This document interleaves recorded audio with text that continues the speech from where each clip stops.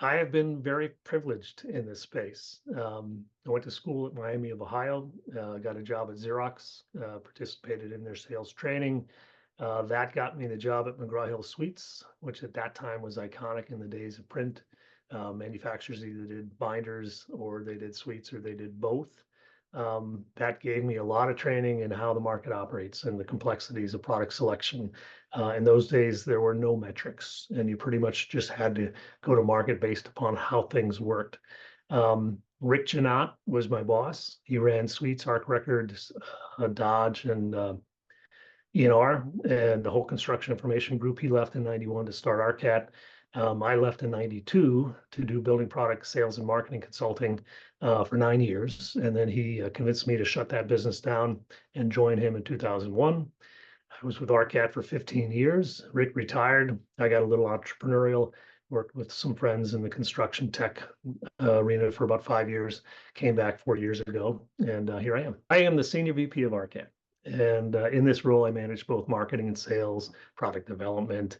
I'm kind of the public persona of ARCAT and social media and speaking at conferences, local, regional, national.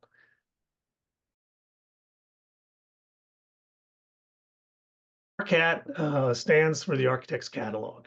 Initially, when it was introduced in 1991, it was a print directory. The idea was Suites catalog file at the time, which I mentioned before was dominant, was to be found in the central library. And Rick came out with a desktop directory. In 94, ARCAT created the first library of proprietary guide specifications. It was distributed on a CD-ROM, much like the old Netflix. In 95, we created the first website of its kind, a true building product sourcing platform. So what ARCAT is today is a compendium of building product information. We pull forward content from over 500 manufacturers' websites, and we index their product information so that if you're looking for any one of their given products on their websites, you can find it on ARCAT immediately, click through to that product location deep within the client site. And then beyond that, we pull forward digital catalogs, videos, technical data sheets, sustainability documentation, anything that's used in informing that decision. And then we complement that with libraries of specs and CAD and BIM objects. I think in this space, experience means so much. I mean, we've talked in the past, whenever manufacturers are seeking counsel, either from an agency or a consultant, I always recommend that they engage with somebody that has experience in this business. It is highly unique. It's different from business to business. Because if you don't, you know a lot more than the person you're working with that you're paying, and they are just winging it. And so experience is key. I benefit from having that suites experience and then the consulting experience. One, because what we do at ARCAT today is really no different than what we did in the print days at Suites because of the value premise. That being that to get specified in the US market, in the North American market, you have to make sure that your product content, your information is available when somebody has a need for it.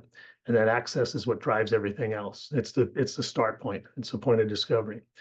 Most of these decisions in the space are informed, and because there's an element of risk, and unless they have access to the content when they need it, your odds of being selected for that job are pretty limited. So really, based upon what I learned at McGraw-Hill, what I learned as a consultant, and what I've learned through literally thousands of meetings with building product marketing executives and sales executives, that informs my ability to help our clients and to develop products within ARCAT. But having said that, experience is only limited if one loses their sense of curiosity. Everything changes. Nothing is permanent. Everything is temporary. And what informs decisions is based upon not only what you retain from the past, but it's what you're learning in the present. One of the things that really makes our podcast Detailed so successful, and we have a podcast for the design community called Detailed. It's hosted by Charisse Lakeside. Charisse is naturally curious. And so every one of those conversations is engaging and informative. That's where the experience has really paid off for me.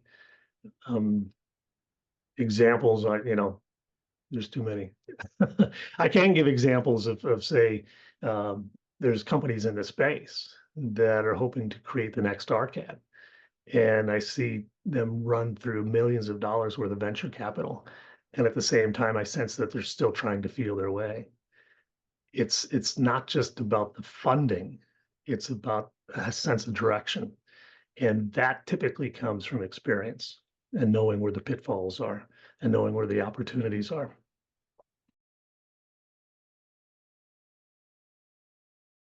I think the exciting thing about 2025 is kind of a continuation of what's happened the past few years. ARCAT's not alone in this space, and we haven't been. But you're seeing investment in the space coming from startups, coming from other types of products like spec editing software products that are trying to kind of come into our direction. Um, People realize that it's not just good enough to have content on their own website. For that content to have any worth, much like say a binder on the shelf, its worth is going to be determined based upon how often it is used to drive project activity. That content on the site it's important as long as somebody's accessing it when they have a need for the product. Um, Google is fine, and maybe I shouldn't just limit it to Google. Any generic search engine is fine if you know the brand. But more often than not, people are looking for a type of product. And those search engines don't do a very good job because of all the retail and everything else that kind of funnel, gets into the results. Sourcing platforms, you can find it immediately, the good ones. And then you add the component of, the generational aspect of um, younger generations not necessarily willing to see people as often as they may have in the past, or the expense of trying to do box lunch presentations all over the place. The element of timing is only perfect with building product sourcing platforms because all the activity is based upon people sourcing product, your specific product at that very moment. I tell people like at trade shows, you might be lucky if 1 out of 10 people who come to the booth have a need for your product at that moment. If you're doing box lunch presentations, maybe 1 of 8 in the room has a project that involves your type of product at that moment. What are the odds that they remember you 6, 7, 8 months from now when they actually do have a need for the product? So I think the primary reason that people have done, say, Suites catalog for 100 years prior to the internet, and it's certainly ARCAT since then, is that there are limitations of time, and with any tool, its use is driven by efficiency and effectiveness. And if you can have one site that indexes hundreds of manufacturer sites, so that every time you search for a product, you could find it, not just one manufacturer of that product, but several competing brands. It's going to be a win for the user, and it's going to be a win for that manufacturer.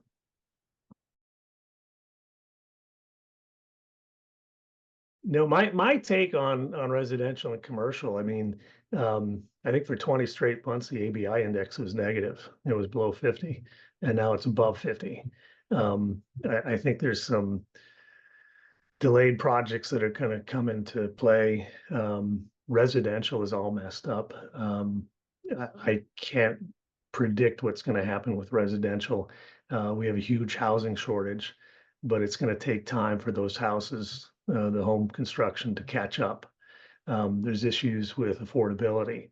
And, my take is I wonder at some point, do people kind of go back to 1950s era track homes, GI Bill homes, for start homes instead of everybody wanting a small McMansion, when it comes to affordability.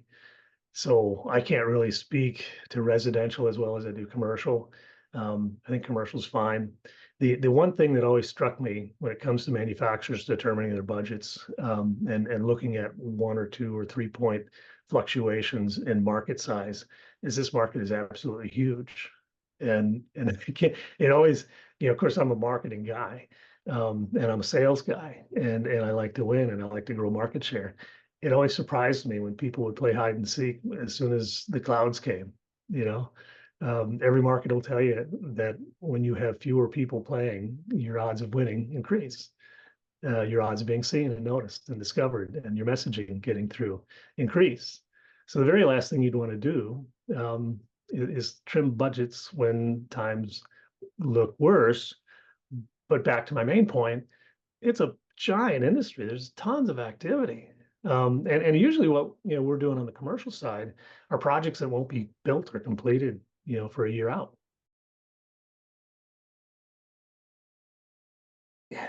You know, this kind of gets back to experience. You kind of learn as you walk life's rocky road. Um, there's two things that really drive me. There's well, more than two.